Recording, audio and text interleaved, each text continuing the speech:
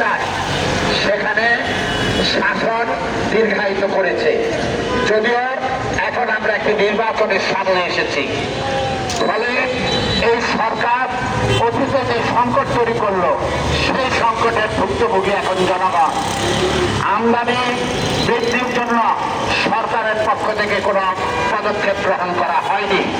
সংগ্রামী বন্ধুগণ, আমাদের দেশে এই এলপিজি আমদানির ক্ষেত্রে মোট 52টি প্রতিষ্ঠানকে লাইসেন্স দেওয়া আছে।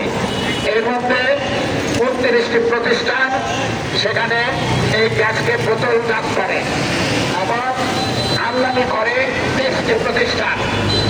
2025 সালে আমদানি করেছে 17টি প্রতিষ্ঠান আর নিয়মিত আমদানি করেছে 8টি প্রতিষ্ঠান। তারা গত বছরের শেষ থেকে আমদানি প্রায় বন্ধ। এখন বিভিন্ন কোম্পানিগুলি বলছে তারা সরকারের কাছে আবেদন করেছিল তাদের বেশি আমদানি করার সুযোগ দেওয়া হয়, কিন্তু সরকার সেই বিষয়ে অনুমতি দেয়নি। আজকে দেশের জনগণকে একটা চরম ক্রাইসিসের মুখে ফেলে সরকার নতুন করে সেখানে আমদানি করার অনুমোদন দিচ্ছে। অর্থাৎ এখন অনুমোদন দিলে মানুষের সেই গ্যাস পেতে মিনিমাম 3 মাস 6 মাস সময় লাগবে। ফলে সরকারের দায়িত্বহীনতার কারণে আজকে এই সংকট তৈরি হয়েছে। আমরা বাসদের পক্ষ থেকে স্পষ্ট বলেছিলাম আমাদের দেশের গ্যাস সংকটের সমাধান করার জন্য গ্যাসের উত্তোলন বাড়ানো দরকার।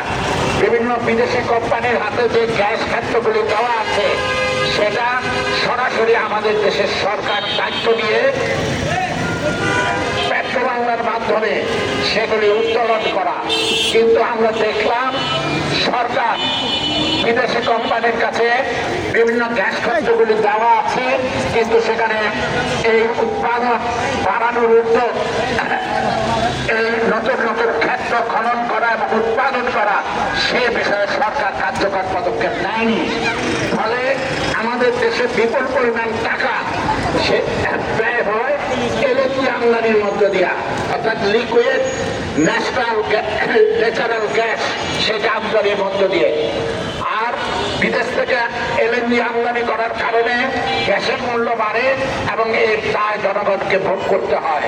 ফলে সমস্ত কিছু মিলিয়ে সংকট সমাধান না করে সংকটের আরো জটিলতা বেড়েছে।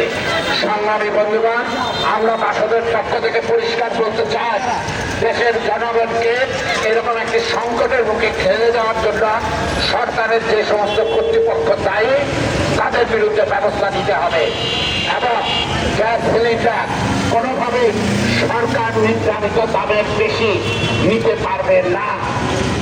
আমরা বাংলাদেশের সমাজতান্ত্রিক দল বাসদ নারায়ণগঞ্জ জেলা শাখার উদ্যোগে আজকে এই প্রেস ক্লাবের সামনে প্রতিবাদ সমাবেশ করছে। আজকে এখানে আপনাদের সামনে গুরুত্বপূর্ণ বক্তব্য রাখবেন